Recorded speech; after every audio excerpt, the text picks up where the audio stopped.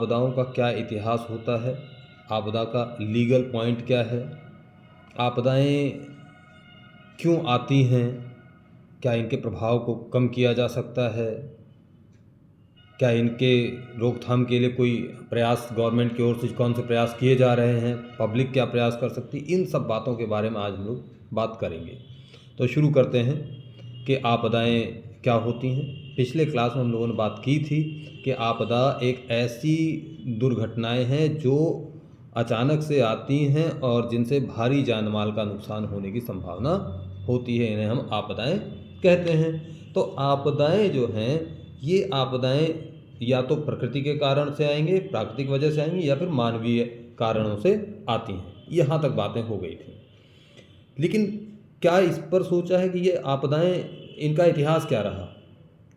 तो आपदा, प्राकृतिक आपदा हो या मानव निर्मित आपदाएं हैं, ये आपदाएं तब से आ रही जब से मानव का अस्तित्व हुआ है। क्योंकि जब से मनुष्य अस्तित्व में आया तभी से बाढ़ हो या भूकंप हो या समुद्री लहरों का उठना हो या तूफानों का आना हो या बवंडर का आना हो, तभी से हमें पता है। उससे पूर्व क्या था पता नहीं। तो हम ये कहेंगे कि जितना प्राचीन मानव इतिहास है उतना ही प्राचीन आपदाओं का इतिहास है। इसके बाद अब आपदा के इतिहास की बात हो गई, तो अब आती है बात कि क्या ये जो आपदाएं आ रही हैं, क्या इनको हम रोक नहीं सकते, क्या इनको रोका जा सकता है। तो देखो बच्चों कि आपदा के इतिहास को आपदाओं को रोक पाना ये असंभव है। क्योंकि प्रकृति के द्वारा जो उत्पन्न स्थितियां हैं उनको नियंत्रित कर पाना, ऐसा कोई तंत्र कोई आज तक विकसित नहीं हो पाया। हाँ, ये अवश्य है कि आपदाएं जो आती हैं उनको कंट्रोल किया जा सकता है, उनको नियंत्रित किया जा सकता है। नियंत्रित करने से मतलब है उनके प्रभाव को कम किया जा सकता है।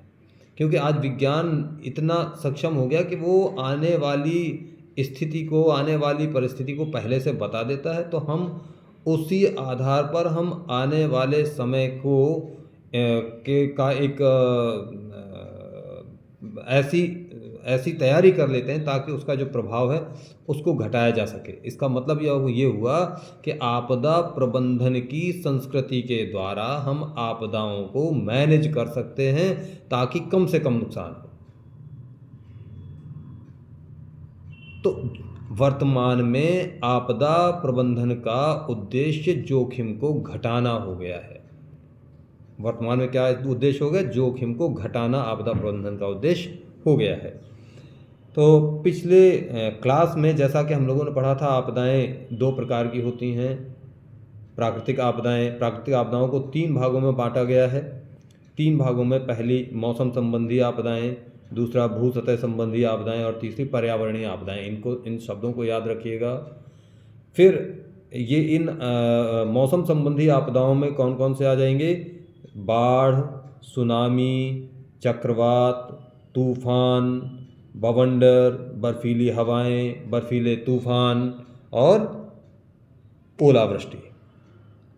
फिर आता है भू सतह संबंधी। इनको याद रखिएगा। भू सतह संबंधी कौन कौन सी हैं? भूकंप, ज्वालामुखी विस्फोट, भूस्खलन, हिमस्खलन। ये भू सतह संबंधी मतलब भूमि की सतह पर आती हैं। और फिर है पर्यावरणीय आपदाएं, जो पर्यावरण वायु में पाई जाती हैं। वो क्या है? ग्लोबल वार्मिंग, ओजोन डिप्लेशन मतलब ओजोन परत का क्षरण, और कम वर्षा, मानसून, या इसके साथ है रेडिएशन। इसके बाद फिर अगला है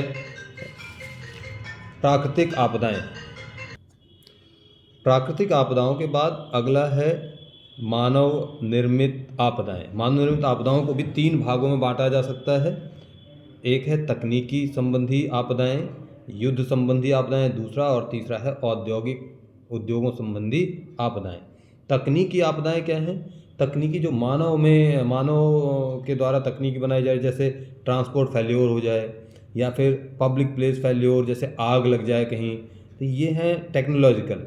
फिर दूसरा कौन सा है? युद्ध संबंधी। युद्ध संबंधी क्या है? जैसे आतंकी घटना हो जाए, या आपका आंतरिक मतभेद हो जाएं, या युद्ध की स्थितियां पैदा हो जाएं। युद्ध की स्थिति के साथ साथ CBRN, केमिकल, बायोलॉजिकल, रेडियोलॉजिकल और न्यूक्लियर, इनका दुष्प्रभाव आ जाए, तो ये है युद्ध संबंधी।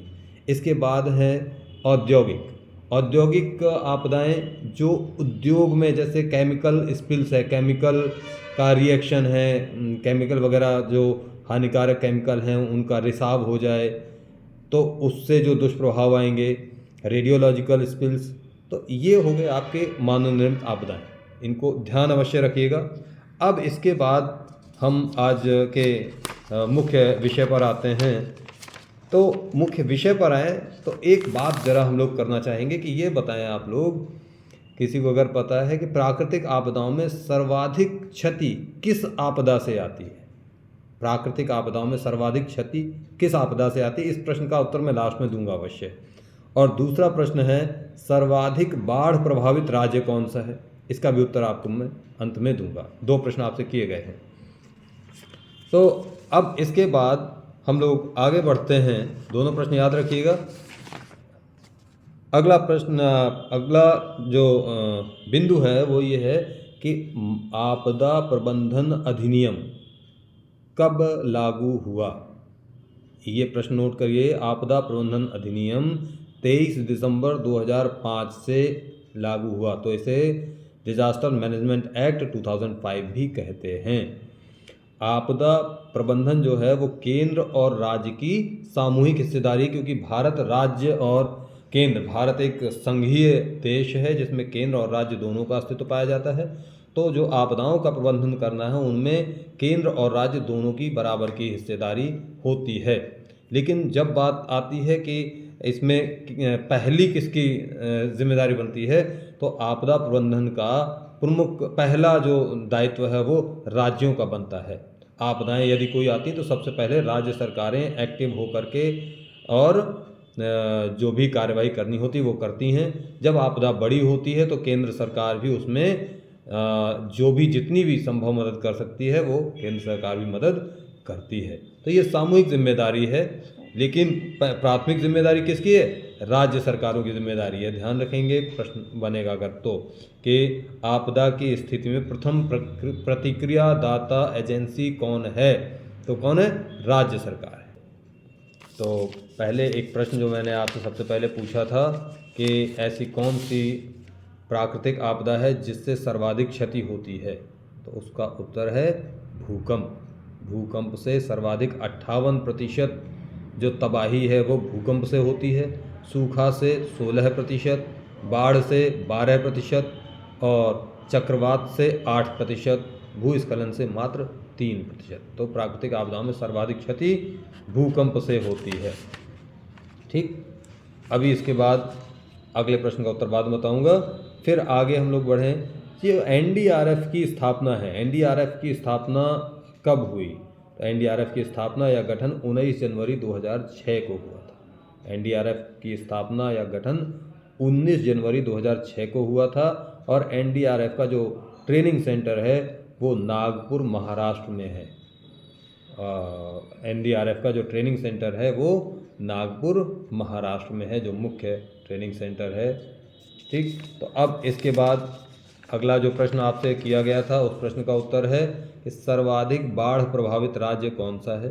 सर्वाधिक बाढ़ प्रभावित राज्य है उत्तर प्रदेश।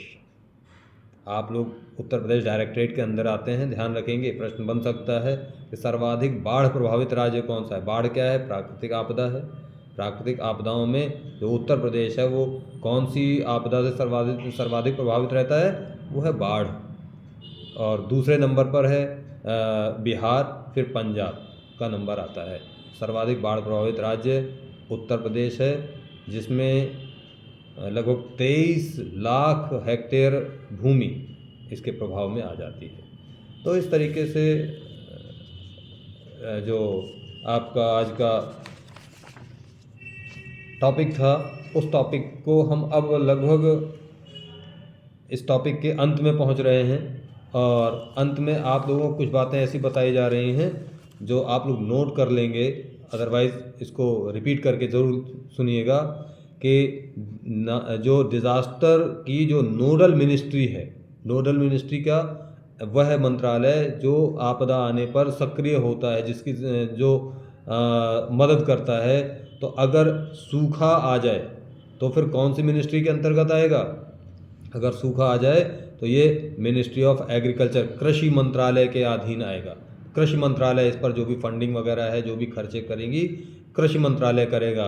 जैसे सूखा पड़ जाता है, फसलें पैदा नहीं होती हैं, तो उसकी जो चेक आती हैं वो कृषि मंत्रालय के थ्रू आती हैं। अगर एयर एक्सीडेंट हो जाए, हवाई दुर्घटना हो जाए, तो उसके लिए मिनिस्ट्री ऑफ सिविल एविएशन, ठीक है, नागरिक उड्डयन मंत्रालय जो होता है वो इस पर व्यय करता है। इसके बाद है नोडल मिनिस्ट्री, रेलवे की नोडल मिनिस्ट्री, रेलवे में कोई घटना होगी तो रेलवे का जो मिनिस्ट्री है, मिनिस्ट्री ऑफ रेलवे, वो सक्रिय होगा। इसके बाद केमिकल डिजास्टर, जैसे रासायनिक जो घटनाएं हो जाती हैं उनके लिए मिनिस्ट्री ऑफ एनवायरनमेंट, पर्यावरण मंत्रालय इसका नोडल होता है। नोडल का मतलब फिर से मैं बता दूं कि इसमें होने वाले जो व्यय होते हैं वो इसी मंत्रालय से होंगे। अब आप अगर न्यूक्लियर एक्सीडेंट हो जाएगा तो डिपार्टमेंट ऑफ एटॉमिक एनर्जी, मतलब परमाणु ऊर्जा मंत्रालय जो है वो ऐसी स्थितियों में जो भी खर्चा होगा उसके लिए वो करेगा। इसी तरीके से अगर प्राकृतिक आपदाएं आ जाती हैं तो प्राकृतिक आपदाएं, यह पॉइंट अत्यंत महत्वपूर्ण है, प्राकृतिक आपदाएं आती हैं गृह मंत्रालय के अधीन। अगर प्राकृतिक आपदाएं आ जाती हैं तो आती है प्राकृतिक आपदा, तो ये गृह मंत्रालय के अधीन आती है। अब कोई ऐसा है जो प्राकृतिक भी है, ठीक, तो उसमें संबंधित मिनिस्ट्री, जैसे सूखा है, ये प्राकृतिक आपदा है, तो इसमें मिनिस्ट्री ऑफ एग्रीकल्चर भी आएगा।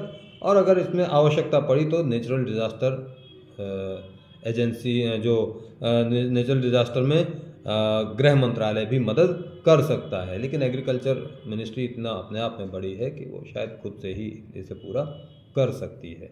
तो आज का टॉपिक यहीं पर पूर्ण होता है। धन्यवाद।